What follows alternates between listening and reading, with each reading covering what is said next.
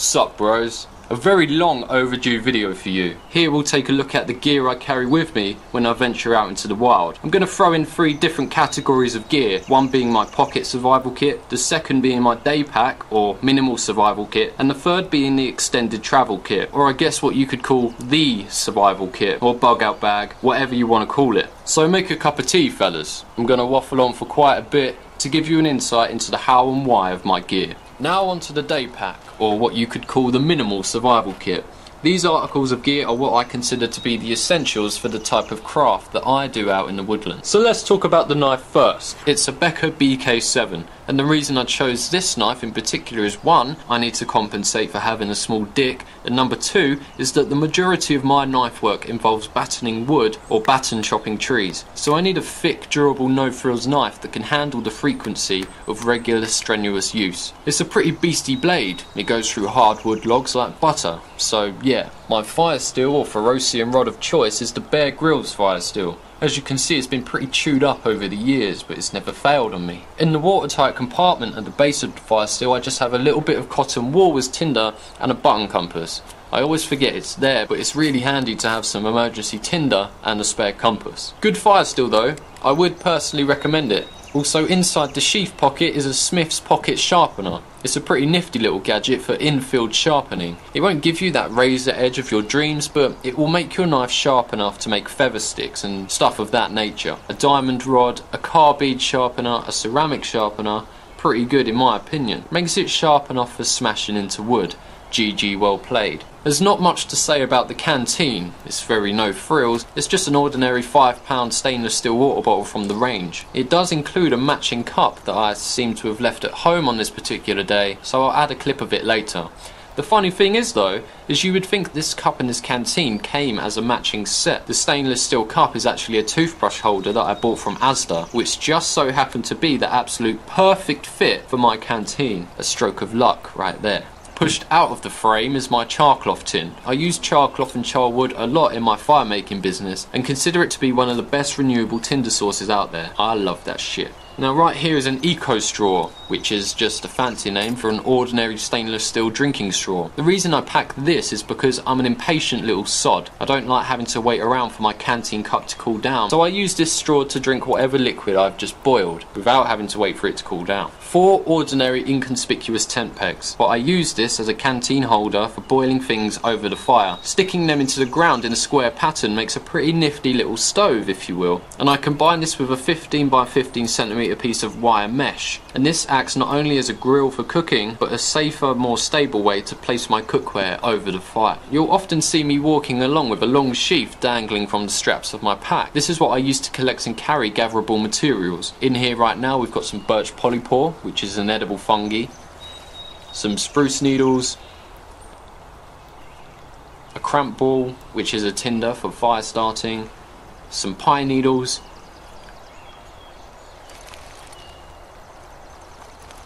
more cramp balls,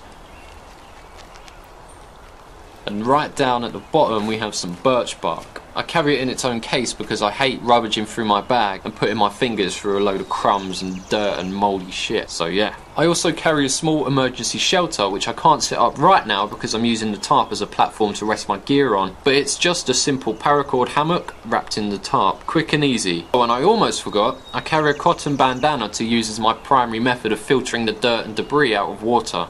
It serves as a washcloth and can be made into charcloth if the need arises. So, having versatility in mind is the name of my game. And the pocket kit we spoke about earlier is also included in the Daypack. Like I said, there's a lot of crossover between the 3 sections of gear that I'll cover today. But before we cover that, let's quickly go over the larger shelter system that I use, the tent of which is called the Gillette Solo tent. The base layer of my insulation is a 4-season sleeping bag, on top of which is a 5mm thick blanket with a foil reflective foam pad on top of that.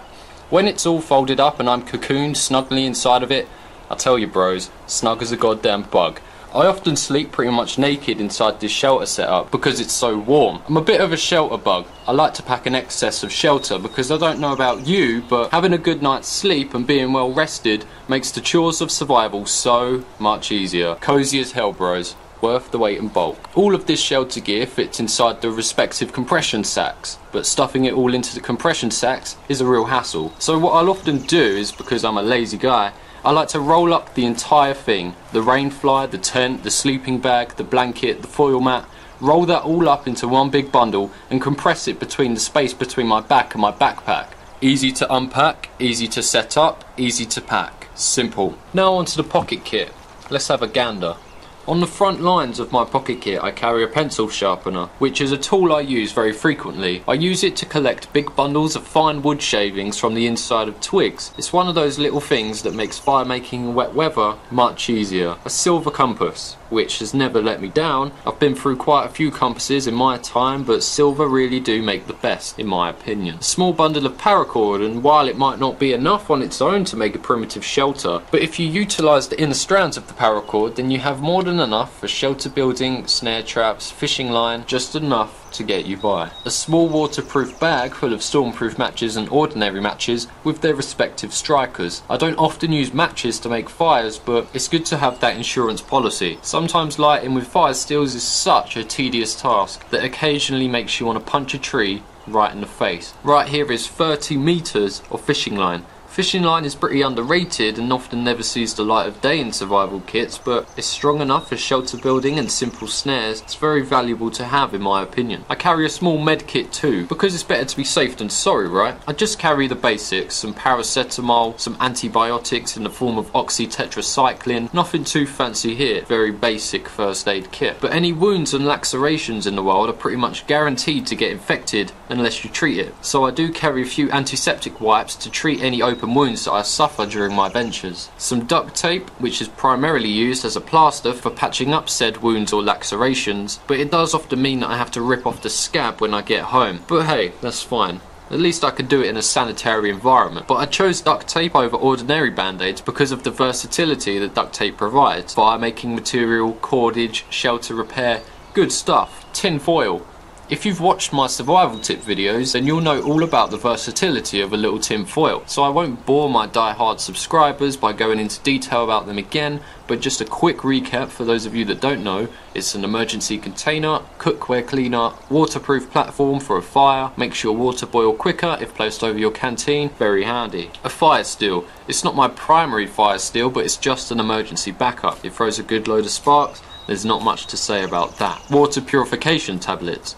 You may be thinking, why carry water purification tablets if you don't have a container? Well, I'll get to that now. I carry a plastic sandwich bag to be used as an emergency water bladder in conjunction with the water purification tablets. Very useful piece of gear considering how much little weight and space it takes up. Gotta have them backups, yo, especially when it comes to something as important as a water container. I personally recommend carrying 3 methods of making fire, and so do many other survivalists, and I practice what I preach. So to go along with the matches and fire steel, I carry an ordinary cigarette lighter. An emergency signal whistle, pretty loud. It actually came in quite handy very recently when I lost my buddy in the woods, as you do. Now this is the blade I've broken off of a multi-tool, and while it can't do much, it's enough to cut cordage, shave off birch bark or cut off cedar bark. It's enough for the fine chores of survival. And finally, I just have a couple fish hooks. And all of this fits nice and snugly into my pocket. Pretty nifty stuff, right? Now onto the not so essential pieces of gear. If I do have forewarning of a scenario whereby I would be subject to living in the wilderness for an indefinite amount of time, the proverbial shit hitting the fan, then I'll add a few more gadgets to my kit, more so aimed at sustainable living. Let's start off with the big box of goodies. Just a little more paracord, a spare compass, just for having that second point of reference, as if you're disorientated and panicking while you're lost. Sometimes you can't trust just one compass reading. You start to think, oh, what if it's wrong? What if it's broken? So having that secondary compass gives you a peace of mind. A pocket fishing kit, which originally came from a BCB pocket fishing kit, but I trimmed the fat. Hooks, line, lure, simple. Now this is a full-size rat trap for laying outside of people's tents in the morning if they piss you off the night before. I added a small length of paracord to it so I could tie the trap to a tree. More stormproof matches and the respective striker. An itty bitty fire steel, making use of the fire steel that I broke during the Bear Grylls fire steel torture test. Nothing goes to waste out here. And a tiny striker, which is just a broken off piece of a hacksaw blade. More paracord in tactical scary black. Another sandwich bag to be used as an emergency canteen. This bag right here can safely hold 2 litres of water, so I consider it to be incredibly valuable. And a straw to make drinking out of a bag much easier. More water purification tablets. Now right here we have some pre-made brass wire snares which have somehow gotten tangled up like goddamn headphone wires. There we go. Simple, effective. A little bundle of snare wire that's yet to be made into snares, but also serves as cordage and static fishing line. Very handy piece of equipment. And finally, another full-size rat trap, just in case 2 people piss you off during a camping trip. Inside this aluminium mess tin contains what I consider little luxuries. What we have here is a little flashlight which is charged and operated via a crank.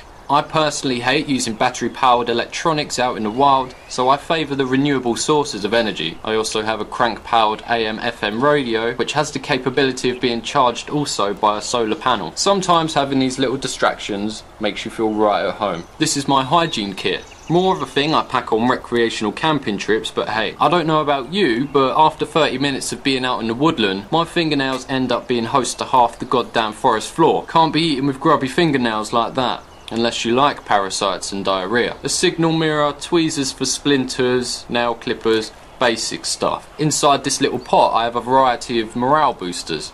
A bag of sugar, a bag of coffee, another bag of coffee, another bag of sugar, and a bag of salt. The sugar and the salt also serves as an oral rehydration therapy kit to replace electrolytes that are lost during periods of dehydration. Little lifesavers right there. I carry about 1022 air rifle pellets. I don't have the rifle with me today because I couldn't be bothered to lug that around. Some people don't like pointed pellets. I personally do. Not a fan of hollow points, but that's not relevant. Inside this big old sock we have my 3 days worth of emergency food, which comes in the form of good old peanut butter. One of these jars contains 2,300 calories, which is the daily recommended intake for an average male. Pretty much a day's worth of food in such a small jar. Lots of protein, lots of fat, good stuff. Combine that with whatever you can forage and it's GG, well played, Mother Nature. And this is what everything looks like when they're in their neat little containers. Doesn't really seem like much, does it? Considering I don't really need half of it, the pocket kit and the day kit are more than enough for me. So that's the gear I use. In the description I'll add a list of all the gear that I use, the brand, the retailer from which I purchased it from. If you feel like I've missed anything out or have any questions, then let me know and I'll hit you up with a reply. Peace out fellas, thanks for watching.